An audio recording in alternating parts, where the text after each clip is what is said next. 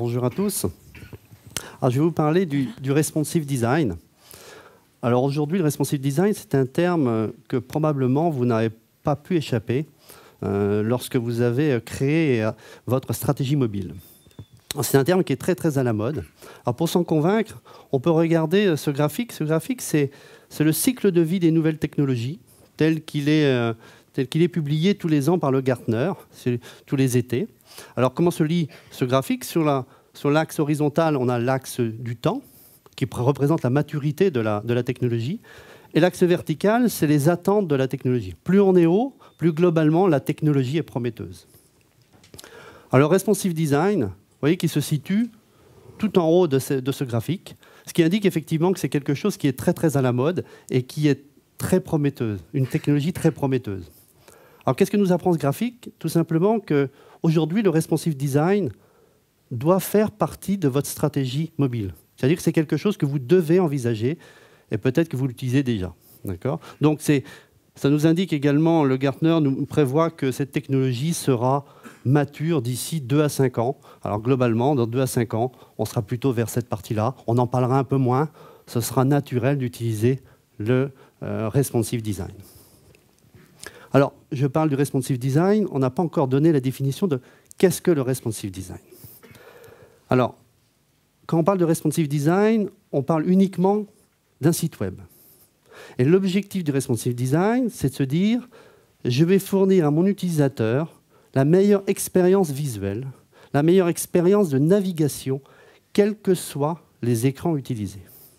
Donc ça veut dire que je sois avec un navigateur sur un ordinateur, une tablette, un smartphone, mon même site va de façon fluide se présenter correctement sur tous les écrans.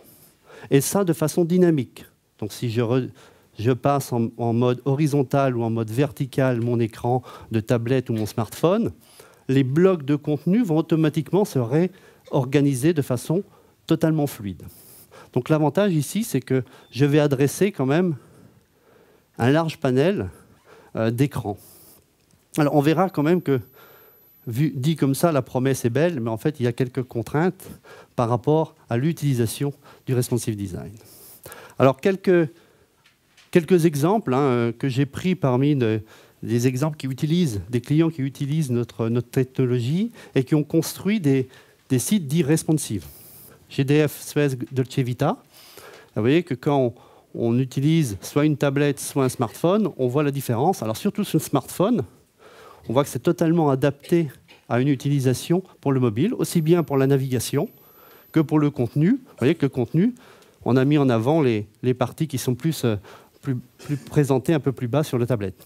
Alors c'est vrai qu'aujourd'hui, assez peu de sites font une différence entre le site web et le site tablette, parce que dans la majorité des cas, quand on commence à créer un nouveau site aujourd'hui, on cible principalement déjà la tablette. D'ailleurs, le second exemple est assez frappant. La banque postale particulier, vous voyez qu'avec un navigateur web, on n'utilise même pas tout l'espace, parce que par défaut, il est optimisé pour être correctement visualisé sur une tablette. Et effectivement, quand on le voit sur une tablette, il n'y a absolument aucune différence. Par contre, ici, sur la partie smartphone, on retrouve cette facilité que l'on a de naviguer. Donc vraiment, le responsive design, c'est de dire, je vais offrir la meilleure expérience et je ne vais pas devoir, par exemple, zoomer, je ne vais pas scroller pour pouvoir voir le contenu. Ça doit vraiment se présenter de façon naturelle, et même si je positionne les devices soit de façon horizontale, soit de façon verticale. Alors, quand on commence à utiliser les technologies de responsive design, 2 problématiques vont se poser aux professionnels du marketing, ceux qui vont tous les jours mettre à jour les contenus. La première problématique, c'est comment est-ce que je vais pouvoir me rendre compte de mon site dans tel ou tel type de device, dans tel ou tel type de résolution. Il y a toujours la possibilité de redimensionner l'écran, mais ce n'est évidemment pas pratique. Et la deuxième problématique, c'est comment est-ce que je vais avoir la main sur l'emplacement de certains blocs. Comment est-ce que je vais pouvoir décider que telle zone elle va se comporter de telle ou telle façon, dans telle ou telle résolution. D'accord? Donc là, j'ai une vidéo qui est très courte, hein, elle dure 1 minute 30. Elle vous montre juste ces deux problématiques. Alors, on va la jouer.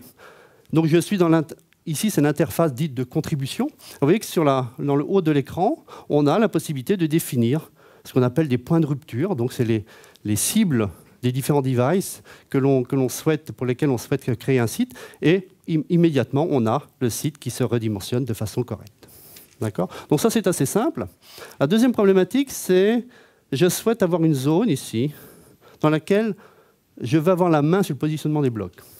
Alors avec Adobe Experience Manager, on fournit un composant qui est assez puissant qui s'appelle le Responsive Grid, que l'on peut tout simplement par glisser-déposer depuis l'ensemble des composants sur la gauche, le mettre dans la page et ensuite positionner des composants. Ici, j'ai un exemple, c'est un composant texte et un composant image. Alors, par défaut, les composants ils vont se positionner l'un en dessous de l'autre. Donc voilà, je mets le texte, ensuite le composant image.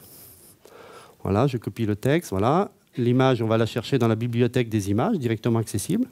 Et par un glisser-déposer, l'image va se positionner en dessous. Et on va avoir la main sur la taille des zones et également le positionnement. Alors, je ne vais pas tout vous montrer dans cette vidéo. Là, on a un mode dit responsive. Et ce mode responsive me permet justement d'avoir la main. Alors ça, c'est important de pouvoir avoir la main en tant que professionnel du marketing parce que le responsive, ce n'est pas seulement des blocs de contenu qui vont correctement s'afficher les uns avec les autres. Il va falloir être capable de pouvoir précisément les positionner. Alors, pourquoi cela? Tout simplement parce que tout à l'heure, je vous ai dit de donner une définition assez générique en disant finalement, j'offre la meilleure expérience visuelle, la meilleure expérience de navigation. En fait, pour être tout à fait complet, on pourrait ajouter que le responsive, c'est donner à l'utilisateur le bon contenu au bon moment, quand il veut, où il veut. Et donc, typiquement, une fonctionnalité, si on prend l'exemple d'un site e-commerce, recherche d'un magasin, avec éventuellement le numéro de téléphone qui s'affiche à côté, qui a sa place tout en bas de l'écran dans un site vu par un navigateur, vu sur un smartphone, cette fonctionnalité, probablement, on va la mettre tout en haut. Parce qu'en situation de déplacement, l'utilisateur va très probablement vouloir trouver un magasin. Donc il est important de pouvoir dire, finalement, ce bloc-là, je dois pouvoir le mettre tout en haut. D'accord? Alors, pourquoi est-ce que c'est important de faire du responsive? Eh bien, alors, il y a des chiffres qui sont issus d'une étude Adobe e-Consultancy et qui disent que ça paraît évidemment que tous les sites qui sont optimisés mobiles ont plus de chances de convertir. Alors, le responsive est une des solutions qui vous permet d'optimiser votre site pour le mobile. Alors, si on veut augmenter nos chances de conversion, il y a une autre problématique, ce n'est pas seulement présenter quelque chose, une information qui soit lisible correctement, qui soit fluide, mais c'est également de pouvoir engager les clients sur tous les écrans. Et engager, ça veut dire quoi? Ça veut dire que l'expérience que je vais présenter sur un navigateur web, je dois pouvoir la retrouver, quelle que soit la taille de l'écran. Donc, c'est-à-dire que si j'ai une visionneuse 360 degrés qui me permet de faire des zooms, qui me permet d'aller voir le détail d'un produit, par exemple dans le cas de la vente d'un produit, sur mon smartphone, je veux retrouver la même chose. D'accord? Sinon, on n'a plus des expériences aussi engageantes et on ne va pas pouvoir convertir. Donc, la solution pour ça, c'est d'avoir des visionneuses dites responsives. Alors, je prends l'exemple ici d'une visionneuse. Alors, c'est la même visionneuse qui est utilisée, vous voyez, ici dans une page assez classique de détail d'un article. Donc, vous avez le détail technique, la description, et puis une visionneuse qui embarque le média riche, qui est, lui, adapté à la vision dans un navigateur. Donc ici, on a un média, éventuellement une image, éventuellement à haute résolution, avec des possibilités de zoom, de 360 degrés, etc. Donc là, on est plutôt sur une visionneuse qui est adaptée à l'utilisation de la souris. La même visionneuse vue sur une tablette doit pouvoir s'adapter à la partie tactile et également adapter le média qui est embarqué. C'est-à-dire que le média, comme l'écran est un peu plus petit, on doit forcément adapter une image. Éventuellement, si c'est une vidéo, c'est un streaming, une vidéo qui est encodée en fait en plus basse résolution, de même que l'image. Mais on doit retrouver ces mêmes fonctionnalités que l'on a sur le navigateur. Donc là, on doit avoir des boutons qui sont un peu plus gros, etc. Mais l'idée, c'est d'avoir toujours la même visionneuse. D'accord ? Et de même sur un smartphone, eh bien, on va adapter le média et puis éventuellement, on va zoomer. Parce que ce qu'il ne faut pas oublier, c'est que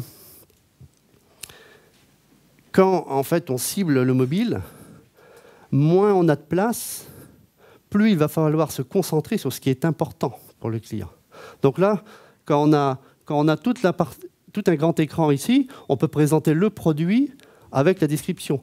Mais sur un smartphone, il va falloir se concentrer sur ce qui est important, et ici, le produit. Donc il faut toujours pouvoir avoir la possibilité de le mettre en avant autant que pour un navigateur.